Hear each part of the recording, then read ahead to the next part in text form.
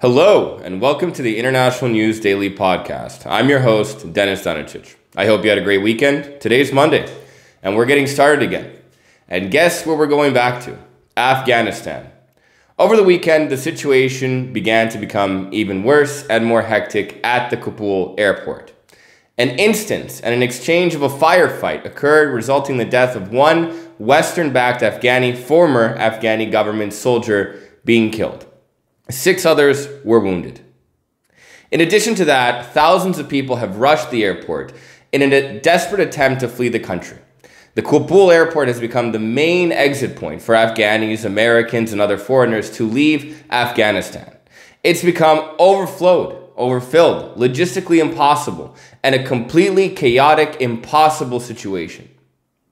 The United States has continued telling its citizens to wait at home until they are called to be evacuated, prioritizing first U.S. citizens and then those Afghanistanis who helped the Western-backed coalition, working in positions such as interpreters, soldiers, spies, etc., for fear that there will be retribution by the Taliban for their actions supporting the West.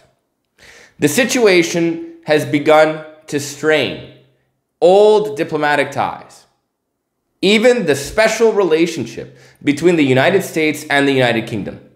The international community has begun to have its first dispute with United States President Joe Biden.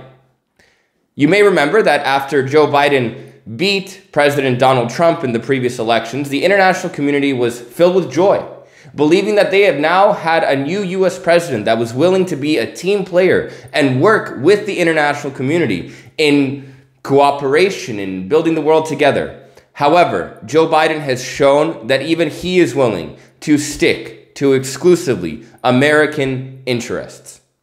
Countries like Germany and specifically the UK.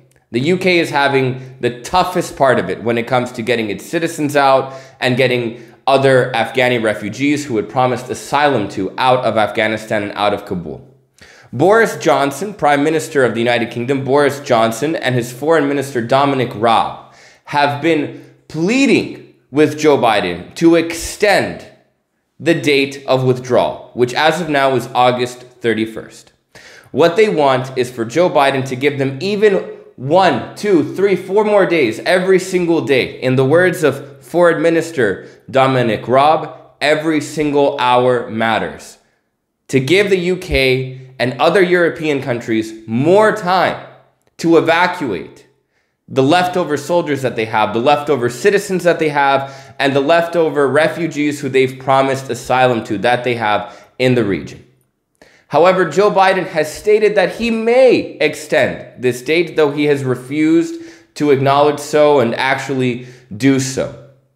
The reaction from the Taliban has been that if the United States extends its withdrawal date from the August 31st deadline, which is already, quote, by the Taliban, a red line, an extension would be a provocation, and it would, quote, provoke a reaction. More from the Taliban. As the Taliban is becoming situated in its governmental position, it has begun to take over the last province that is not in their control, Panjshir. Currently, Taliban troops are stationed right outside of Panjshir. They have not attacked Panjshir. They have not rolled in on Panjshir, nor do they plan on doing so. The Taliban has stated that they want to wait and they want to negotiate with the current commanding officers in Panjshir and Afghanistan's former vice president and current Western-backed government president, Amrullah Saleh. They want to negotiate with him, to have a peaceful transition, and to just simply give the Panjshir promise over to the Taliban. The Western-backed coalition and the forces holding Panjshir say they are open to negotiations. However, how the situation is going to play out is difficult to predict, though most likely it will be peaceful. Most Afghanistani provinces, it should be mentioned, were handed over peacefully to the Taliban. There was not a lot of fighting, bombing, or missiles being thrown. This is the last province that is not under Taliban control. Once they control Panjshir, they have effectively taken over all of Afghanistan, excluding some pockets where little cells and threats of the Islamic State or ISIS or ISIL exist. While we're on the topic of ISIS, the United States has stated that there is a threat, a potential threat, that the Islamic State, the cells that exist in Afghanistan, could potentially attack the people waiting at the Afghanistani airport in Kabul to be evacuated. Planes coming in have used flares and different flying maneuvers to avoid missiles, just in case an extremist missile is thrown at them.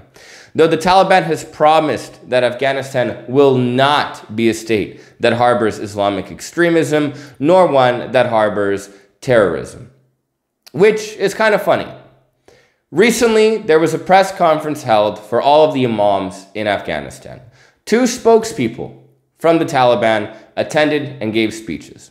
One was the previously mentioned Zabihullah Mujahid, who again restated that the Taliban wants to give refuge and amnesty to its former enemies, that it doesn't want to hurt anyone, that it wants to have an inclusive Islamic society, that it will allow women to attend schools, that will allow women to work in the workplace, that it will not accept Islamic terrorism. Right after Zabihullah Mujahid, however, another spokesperson, Muhammad Khalid, from the Taliban, addressed these imams. His speech was almost comically. It's like something out of a movie. The exact opposite of what Mujahid had just stated. Muhammad Khalid stated and asked the imams, quote, "How would you feel if a girl is next to a boy in a classroom?"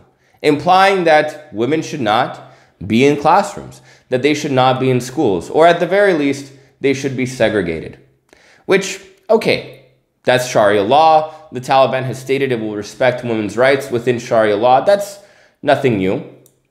But Muhammad would go on to state that those trained and supported by the West who helped in the killings and oppression of the Afghani people would be punished, directly going against what Mujahid and the rest of the Taliban have stated, where they have offered refuge and amnesty to those who supported the Western-backed government. And the most alarming statement made by Muhammad Khalid to this congregation of imams was the moment where he praised suicide bombers, for their part in convincing the United States to leave Afghanistan. Really, Muhammad? Suicide bombers? You cannot have an internationally recognized country, one that is accepted by the West, one that is receiving foreign aid, one that is receiving assistance, and one that is diplomatically supported on the world scale, while having spokespeople support and praise suicide bombers. This reminds many of terrible times in Afghanistan, of an old Taliban. But more than anything, it shows that there is more than one Taliban in power now. Now, that's not what I actually mean. There is one Taliban, one organization that is organized, that's in power. Nonetheless, infighting between different sects and different groups is occurring. As stated before on my podcast, I mentioned that the Taliban would have to juggle 2 different things, 2 very different and complicated things that are contradictory to one another. Being a more inclusive and progressive and internationally acceptable state, while also appeasing their hardliner Islamic fundamentalist soldiers and certain commanders and leaders who helped put them in power. It seems that based on this difference in public statements and based on some actions that have been occurring in Afghanistan, such as the Taliban reacting extremely violently to protests or removing the tricolor Afghani flag, beating people with batons, shooting into the air, shooting one Afghanistani soldier from the Western-backed government. It shows that maybe the Taliban is experiencing significant and serious infighting, that there are different groups following different goals and trying to build a different Afghanistan. We won't know specifically exactly what's going to happen until the United States withdraws on the previously mentioned date of August 31st. Joe Biden may extend this date. I'm actually going to guess and probably say that he will by 1 or 2 days. I'm sure that Joe Biden is willing to risk a reaction from the Taliban. It would actually be a good opportunity for the international community to gauge how the Taliban is going to behave and cooperate on the global level. If the United States extends its withdrawal date. Will the Taliban be accepting of it? Will it cooperate? This will show that maybe the Taliban is a mature and proper government that is ready to work on an international level. If it reacts violently, if it provides significant pressure or there are some kind of military actions, it's going to show the international community that the Taliban quite simply is not ready to be an internationally recognized state. Joe Biden stated last week that the Taliban is having an existential crisis, and he doesn't know whether or not they want Afghanistan to be a recognized state. It might seem this way, and Joe Biden probably is right, but in the wrong way. The Taliban is having an existential crisis, but it's not about what they do or don't want. It's about who wants what and who's going to win this power struggle. When the United States finally does withdraw, we will know the government coalition that was formed by the Taliban. Again, hopefully this coalition is positive for Afghanistan, and hopefully it will be one that allows foreign aid to keep coming in, for international cooperation to continue, and for Afghanistan to begin building its economic future. It should be stated that Afghanistan is a country with a lot of economic potential. It sits on more than $1 trillion United States dollars worth of rare and precious metals used in the development of mobile phones and computers, much like the mobile phone that I'm filming this off of now, and the mobile phone that maybe you're watching this off of, or your computer.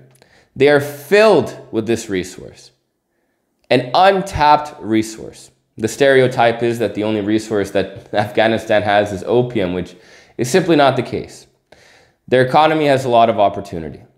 If it's being led by a competent government, by one that's willing to cooperate, by one that's willing to keep its doors open to the international community, the Afghanistani people can finally have peace, and they can finally have growth.